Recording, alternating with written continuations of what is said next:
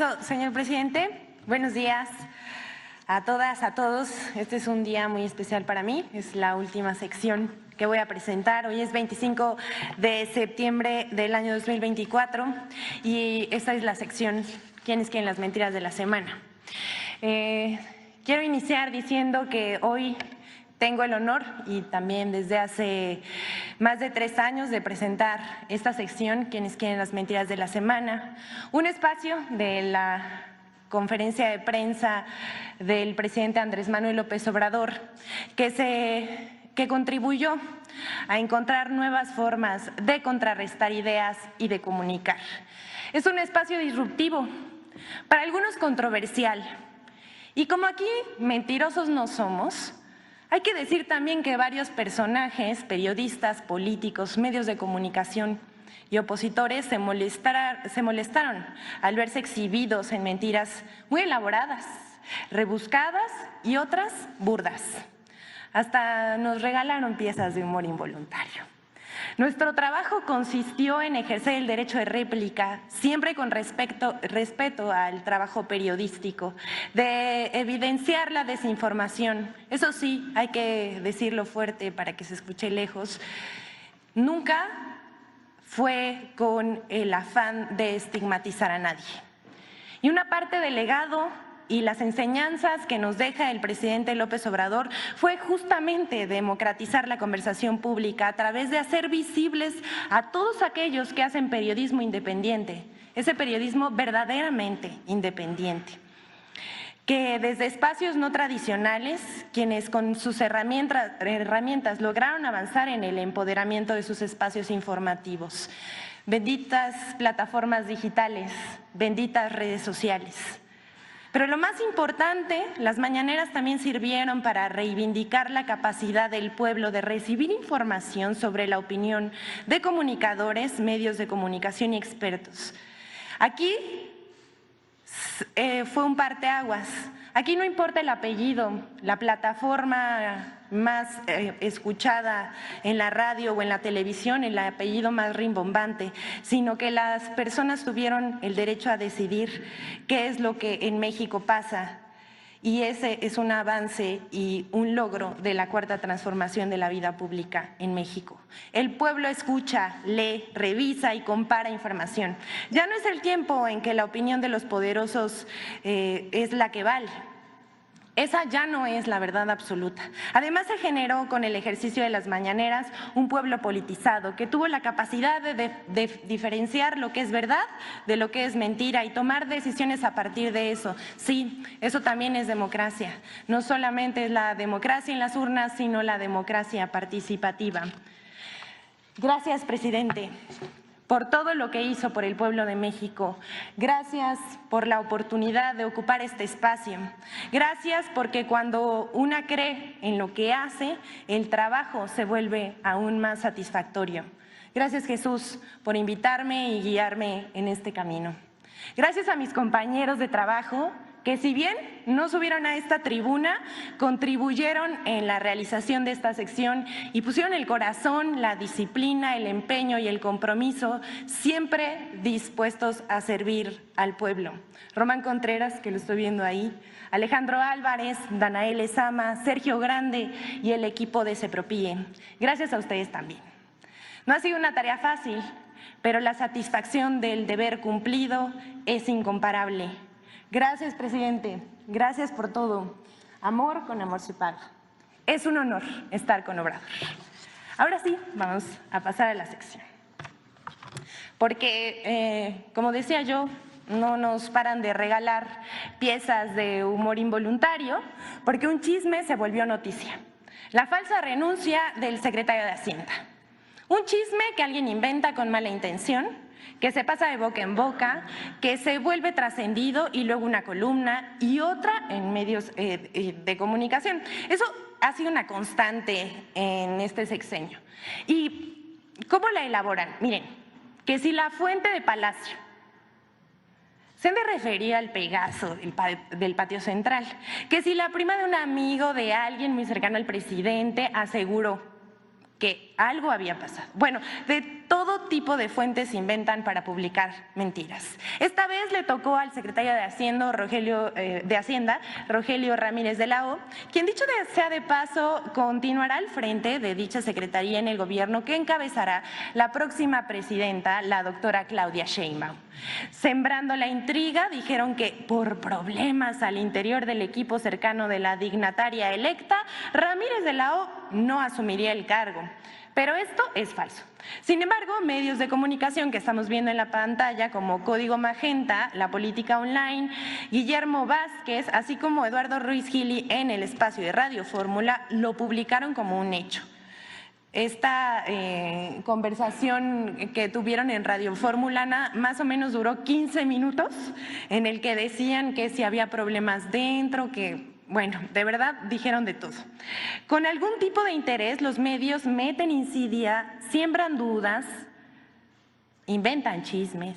Lo cierto es que Rogelio se queda. Así lo dijo la presidenta electa y estos medios de comunicación volvieron a quedar en ridículo. Vamos con la siguiente. Ustedes saben que una de las dependencias de las empresas públicas que fueron más atacadas este sexenio, y pues cómo no, si se les perdió ahí una minita de oro a los poderosos, a aquellos que se sentían dueños de México, atacaban un día sí y otro también a la Comisión Federal de Electricidad. Y vamos a presentar dos mentiras que intentan engañar a los consumidores. Y bueno, en su empeño por desprestigiar a la CFE, inventaron dos noticias falsas con el afán de causar enojo entre los consumidores. Diarios como Cronista, El Mañana y en redes sociales difundieron la mentira de que ya no se podría pagar el recibo de la luz en cajeros automáticos, pero esto es falso. La CFE desmintió esa versión e informó que el pago del suministro se puede hacer en cajeros, comercios autorizados, tiendas de conveniencia, bancos y en la aplicación para teléfonos móviles CFE Contigo. La segunda noticia, pues esta es una noticia chatarra. Ya nos reímos de esto, porque el Heraldo de México publicó el 19 de septiembre que habría un corte de luz en estados de la frontera norte de México por 5 horas y que el estado más afectado sería Sonora. Pero todo resultó una mentira burda. Al respecto, la CFE aclaró que si bien existen trabajos de mantenimiento, no se programó ningún apagón masivo. Ahí quedó también. También estos medios no tienen llenadera, se la pasan mintiendo.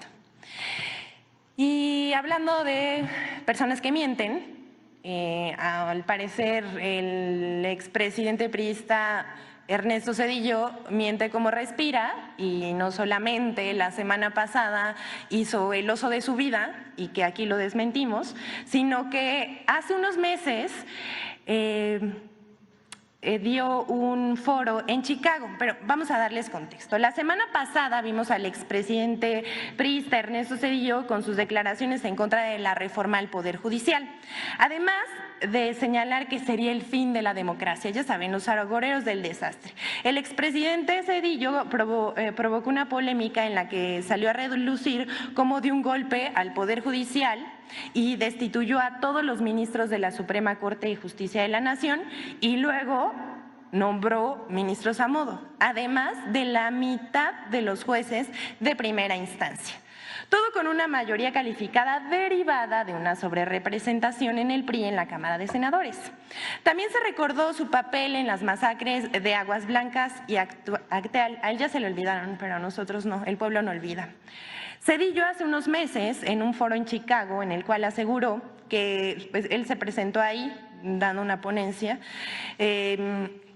aseguró que en México se redujo la pobreza, miren nada más, qué insensibilidad, que se redujo la pobreza debido a las remesas y a las muertes derivadas por la pandemia de COVID y que esto no habría sido significativo, hablando de la reducción de la pobreza, y que tampoco habría disminuido la pobreza más que en otros sexenios. Todo esto que dijo en su momento el expresidente Zedillo es falso. Vamos a ver qué dijo. I hear some of my friends saying, yes, That's very significantly explained by the increase of income that families have had because of remittances from the U.S. And the question is whether we want to depend on remittances to reduce poverty in Mexico. Also, and this is very sad,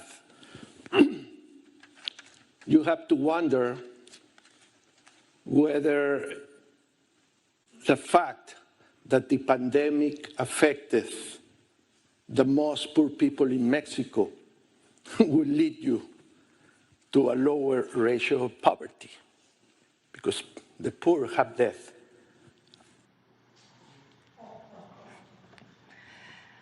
Miren, tiene amnesia selectiva este señor, primero que nada, hay que decirlo, y se le olvida que en esta administración, según el Banco Mundial, 9.5 millones de mexicanos salieron de la pobreza y que eso no tiene precedentes. Según el Coneval, las razones por las que ha disminuido la pobreza en México durante el gobierno han sido por la política salarial, es decir, el aumento a los salarios en más de 110% y los programas sociales. También el Coneval reconoce el aporte de las remesas, pero esto no es lo principal. También podemos decir que la inversión extranjera es de 157% mayor, unos 120,000 millones de dólares, en el sexenio del licenciado Andrés Manuel López Obrador, en comparación, vean nada más esta gráfica, en comparación con el gobierno de Ernesto Zedillo. Esto que se logró en el gobierno del presidente Andrés Manuel López Obrador tampoco tiene precedentes.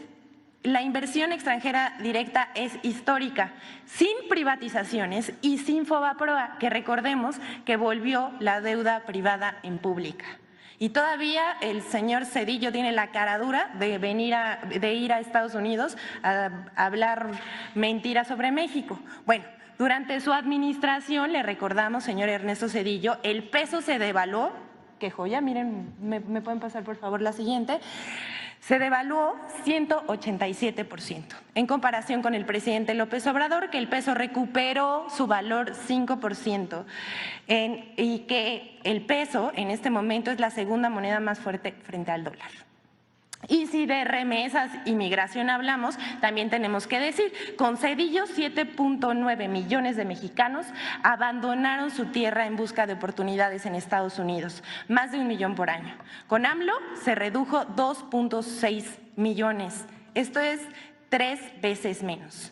Y sin embargo, las remesas se incrementaron hasta julio de 2024. Se tiene el registro de 290,000 millones de dólares de remesas, 9.4 veces más comparado con Ernesto Zedillo. Asimismo, el señor Ernesto Zedillo, en su administración, 64 de cada 100 mexicanos vivía en situación de pobreza. Esta es la cifra más alta desde que se tiene registro y es casi el doble comparada con el sexenio encabezado por el presidente Andrés Manuel López Obrador. El modelo y el régimen que defiende Zedillo y los conservadores era una fábrica de pobres. Cada mes 100,000 personas entraban en pobreza. Cada mes 100,000 personas entraban en la pobreza en la época neoliberal. En cambio, con el gobierno del presidente Andrés Manuel López Obrador, 100,000 personas al mes salen de la pobreza. Definitivamente no somos iguales. Señor presidente, usted cumplió. Por el bien de todos, primero los pobres. Y vamos a ir con, pues porque vamos a tirar aceite, dijera el presidente. Y vamos a presentarles la encuesta publicada por ENCOL el 24, apenas ayer, 24 de septiembre. Hoy por la mañana la publicó, hoy 25 de septiembre, ENCOL, sobre la evaluación sobre el fin de sexenio del presidente Andrés Manuel López Obrador. Y vamos a ver aquí en la pantalla algunas de las preguntas que le hicieron a la opinión pública. En general, ¿usted aprueba o desaprueba el trabajo del presidente Andrés Manuel López Obrador?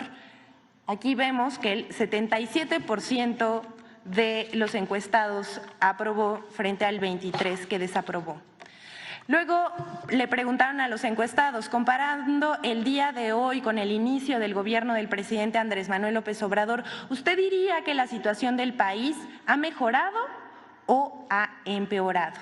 El 83% piensa que ha mejorado y por los apoyos sociales, el 80% por el derecho, del derecho para las mujeres, el 71% por obras de infraestructura, educación el 64%, salud el 61%, por la economía el 59%, el medio ambiente 50%, el acceso al agua 50%, la seguridad 40%. Esta es una belleza, porque en una escala del 1 al 10, ¿cómo se califica en la escuela? ¿Qué calificación le otorga al trabajo que ha hecho el presidente Andrés Manuel López Obrador? Aquí vemos, la calificación promedio es de 8.2%. Pero vamos con la siguiente, porque aquí es donde, pues, a algunos no les va a gustar y otros que ahora en su relevo generacional lo sacaron, que sacaron a Ernesto Zedillo, ese es su relevo generacional, como ahora líder moral y discursivo de la derecha. Esto cobra mucho sentido. De los siguientes personajes que le voy a mencionar, dígame por favor, ¿para usted quién ha sido el mejor presidente? El 68% de los encuestados dijo que el presidente Andrés Manuel López Obrador, frente a 6% de Vicente Fox, 5% Enrique Peña Nieto, Felipe Calderón 4%, Ernesto Zedillo 3%. Ahora bien, de los presidentes mencionados, para usted, ¿quién ha sido el peor presidente? Miren nada más esto. 32% Enrique Peña Nieto, Felipe Calderón 24%, Ernesto Zedillo 17%, Vicente Fox Quesada 14% y solo el 7% respondió que el presidente López Obrador. Otra pregunta significativa dice, ¿qué tan de acuerdo o en desacuerdo está con la Cuarta Transformación, considerando las acciones de gobierno del presidente López Obrador en los últimos 6 años? El 77% estuvo muy de acuerdo o de acuerdo respecto al 16% que no estaba que estaba en desacuerdo o muy en desacuerdo. Por último, queremos destacar también esta pregunta que dice, ¿qué tan de acuerdo o desacuerdo está con la Cuarta Transformación considerando las acciones de gobierno del presidente López Obrador en los últimos 6 años? Miren, aquí hay 3 datos a destacar.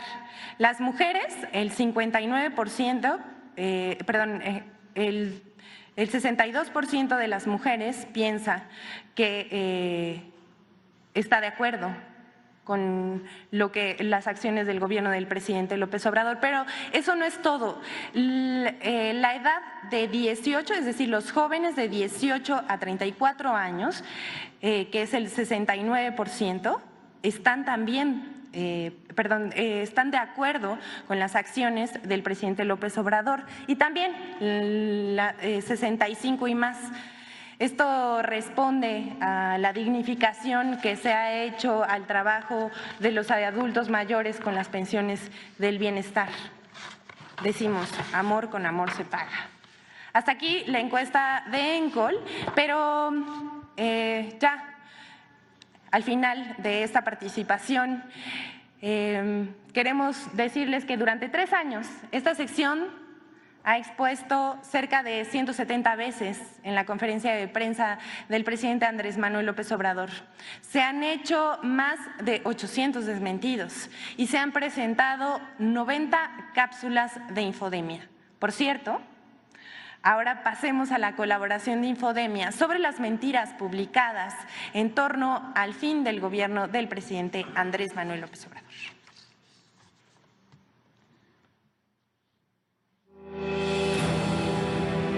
El fin de sexenio en México ha revivido una tormenta de mentiras mediáticas que pretenden poner en duda la estabilidad económica del país. Continúan los titulares alarmistas y declaraciones catastrofistas repetidas desde el inicio de la administración del presidente López Obrador que pronosticaban una crisis económica que nunca llegó.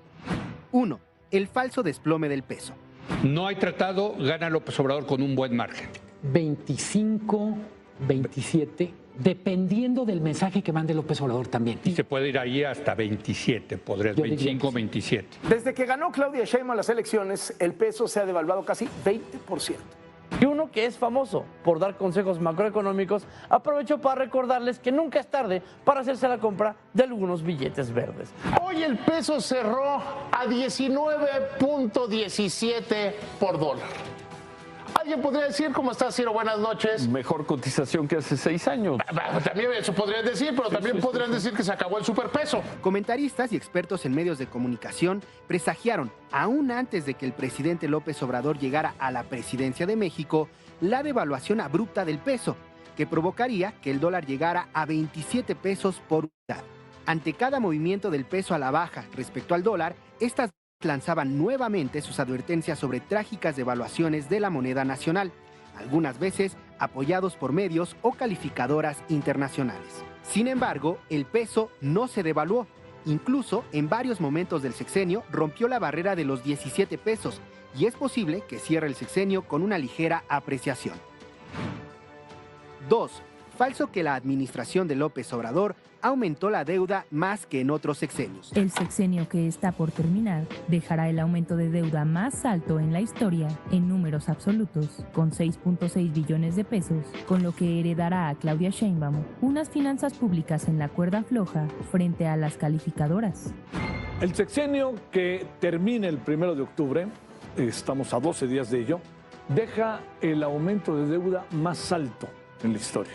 Nunca en un sexenio habíamos tenido un incremento tan alto en el nivel de la deuda pública. Entonces, tengo aquí 82-88 creció de manera muy significativa la deuda. No, es incluso superior a ese sexenio. Exactamente. Medios de comunicación, comentaristas y políticos de oposición sostienen, sin pruebas, que el gobierno del presidente López Obrador aumentó la deuda pública más que en otros sexenios. Incluso afirman que esta deuda pública aumentó 64%. Algunos de estos comentaristas utilizan en su análisis engañosamente cifras nominales de la deuda pública, en lugar de usar el porcentaje del PIB equivalente a la deuda. Datos de la Secretaría de Hacienda muestran que la deuda pública en México de 2018 a 2024 aumentó un 4.9% con respecto al Producto Interno Bruto, mientras que en el sexenio de Peña Nieto aumentó 8% y en el de Felipe Calderón un 7.4%. 3. Falso que Banjico inyecte dólares a la economía nacional para evitar el desplome del peso. En redes sociales circuló una publicación que aseguraba que el Banco de México inyecta dólares de las reservas a la economía nacional para evitar el desplome del peso. Jonathan Heath, subgobernador del Banco de México, negó el 12 de septiembre que Banjico inyecte dólares de las reservas a la economía nacional para mantener el tipo de cambio por debajo de los 20 pesos por dólar. El Banco de México registró un nivel histórico de reservas internacionales con un total de 226.465 millones de dólares. Infodemia. Es cuanto, señor presidente. Es un honor estar con Obrador. Muchas gracias.